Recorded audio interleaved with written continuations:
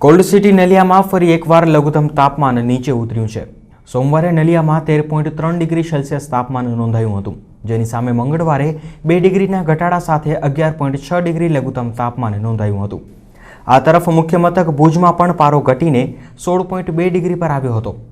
જો કે કંડલા એરપોર્ટ અને કંડલા પોર્ટ કેન્દ્ર ખાતે લઘુત્તમ તાપમાનમાં આંશિક વધારો નોંધાયો હતો। કંડલા પોર્ટ ખાતે લઘુત્તમ તાપમાન 16.5 ડિગ્રી જ્યારે કંડલા એરપોર્ટ કેન્દ્ર ખાતે 14.8 ડિગ્રી લઘુત્તમ તાપમાન નોંધાયું હતું।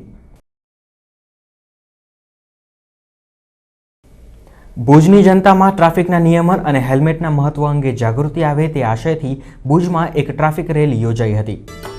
પશ્ચિમ કચ્છ પોલીસ દળ દ્વારા આયોજિત આ કાર્યક્રમ પ્રસંગે એસપી વિધિ ચૌધરી સહિત અનેક અગ્રણીઓ ઉપસ્થિત રહ્યા હતા।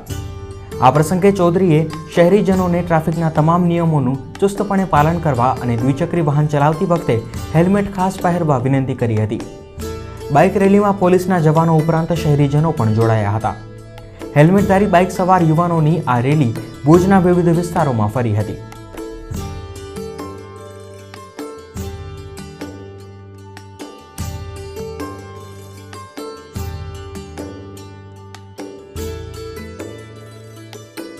ભારતે આજે ભૂમિ પરથી ભૂમિ પર સચોટ નિશાન સાધી વાર કરી શકતા પૃથ્વી 2 મિસાઇલ્સનું પરીક્ષણ કર્યું હતું, જે 100% સફળ રહ્યું હતું।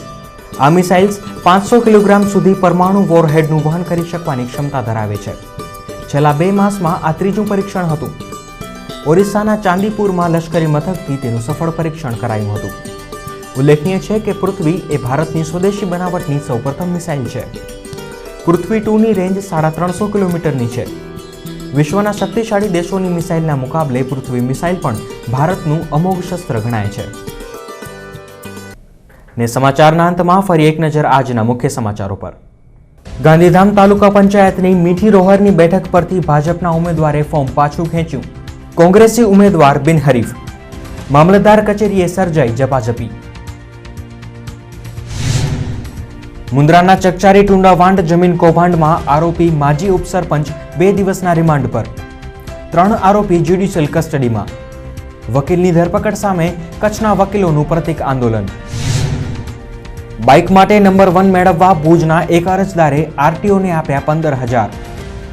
ભુજમાં દ્વિચક્રી વાહનોના મનપસંદ નંબરની ફાળવણી પ્રક્રિયા। આરટીઓને 2,96,000ની થઈ આવક। કચ્છ યુનિવર્સિટી ફેરવાઈ રાજકીય અખાડામાં। હાઈકોર્ટમાં અરજી કરવાના ભાજપના પ્રતિનિધિના નિર્ણયની કોંગ્રેસે કરી ટીકા, પણ ભૂતકાળની કાર્યવાહી માટે કોણ જવાબદાર?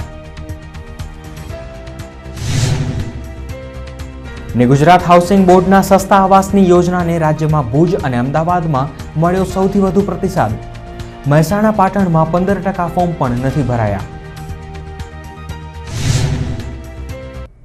તો આ હતા આજના કચ્છ ઉદય ટીવી ન્યૂઝ। આવતીકાલે ફરીથી મળીશું, ત્યાં સુધી રજા આપશો। નમસ્કાર।